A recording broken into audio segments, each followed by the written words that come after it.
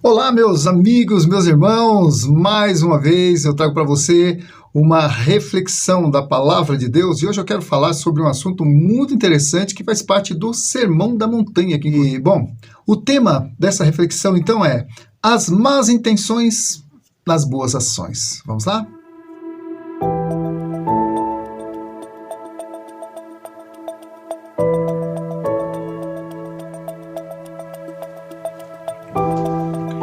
Olha só o que Jesus diz no seu Sermão da Montanha, ali no capítulo 6 de Mateus, versículos de 1 a 4.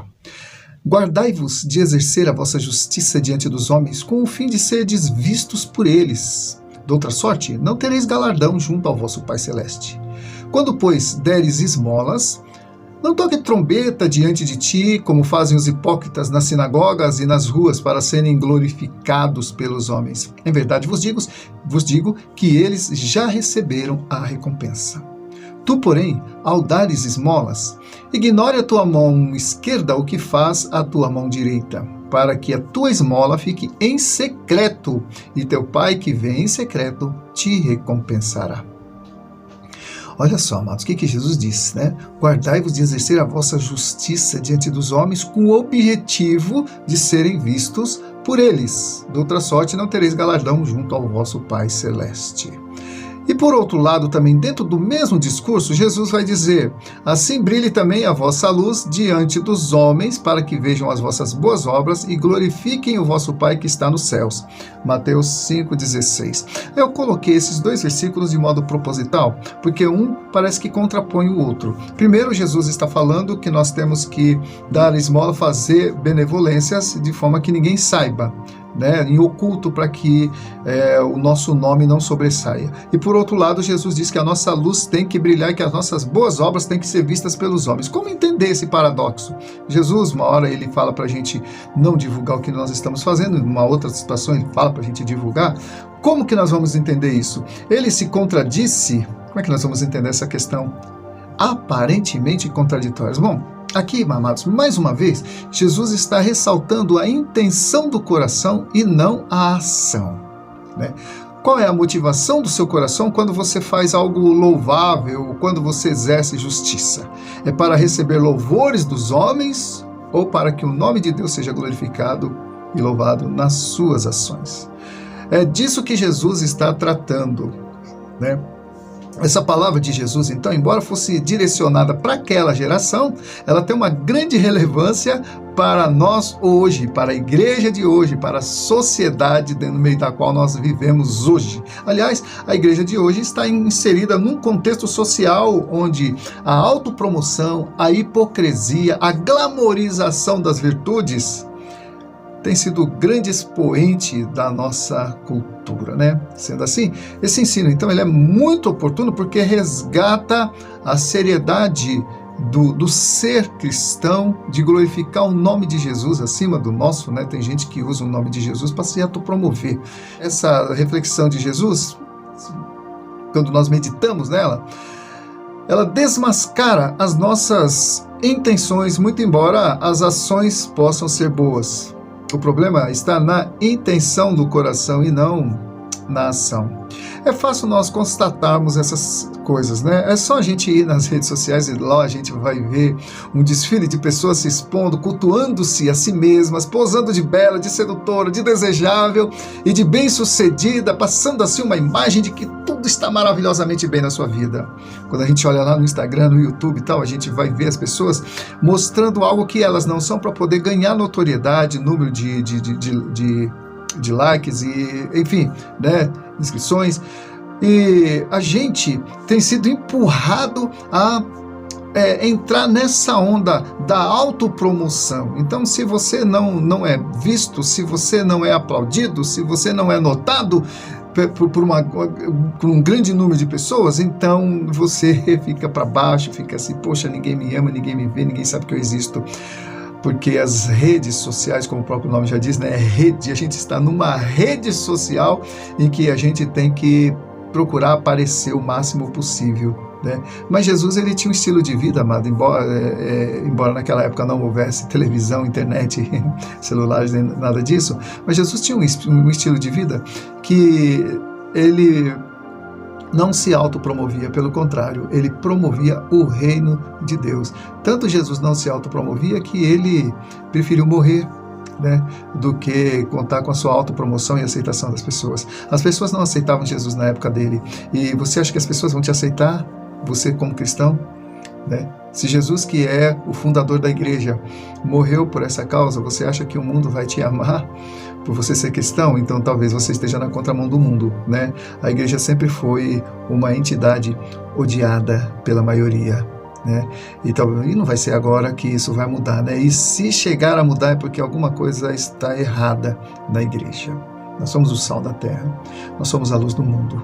E quem está acostumado com as trevas, quem prefere as trevas, dificilmente vai amar a luz, porque a luz denuncia o pecado. A luz mostra o que está no coração, e muitas vezes a gente não quer que saibam o que está no nosso coração, não é verdade? Mas enfim, dentro dessas demonstrações de positivismo, de autopromoção, então nós vamos encontrar também aqueles que se promovem às custas da imagem de bons samaritanos, postando nas redes sociais virtudes espirituais, como que fazendo propaganda da sua bondade ou da sua santidade. É muito comum nós vermos pastores, conferencistas, líderes de igrejas grandes tomarem para si os méritos de seu sucesso e até serem bem remuneradas por isso. A princípio nada conta, né? Mas que de repente o seu trabalho visa o lucro, ser conhecido, ser, né, aplaudido, então não é a Jesus que você está pregando, você está pregando a si mesmo, usando o nome de Jesus, né? Então nós temos que rever a nossa, né, postura, né? João Batista, ele nos ensinou isso. Ele disse: convém que ele cresça e que eu diminua, né? Falaram para João Batista lá: olha, João, Jesus está angariando mais discípulos do que tu, né? As pessoas estão seguindo Jesus lá e tal. E João falou: não, é isso mesmo, convém que ele cresça e que eu diminua. Então, mas nós temos que aprender com João Batista. E por isso João Batista também perdeu a cabeça. Ele morreu, foi degolado, ó. Sabe por quê? Porque ele não queria os holofotes, né?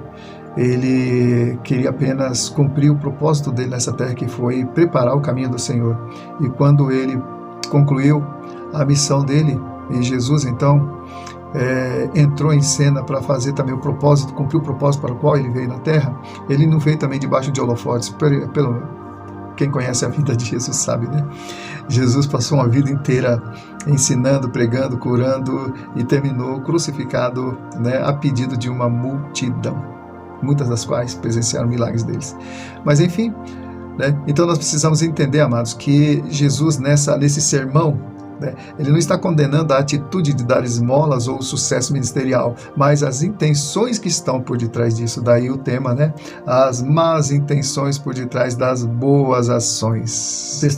Nos tempos de Jesus, era uma prática comum quando os ricos iam dar esmolas e se tocavam então as trombetas para chamar os pobres, né? Tipo um aviso: olha, eu tenho um rico aí que vai dar esmola. Então tocava as trombetas e os pobres iam lá. Mas havia também ali uma intenção de chamar a atenção sobre a pessoa que está dando a esmola, sobre o ato, né? Tipo assim, uma propaganda da bondade do benfeitor.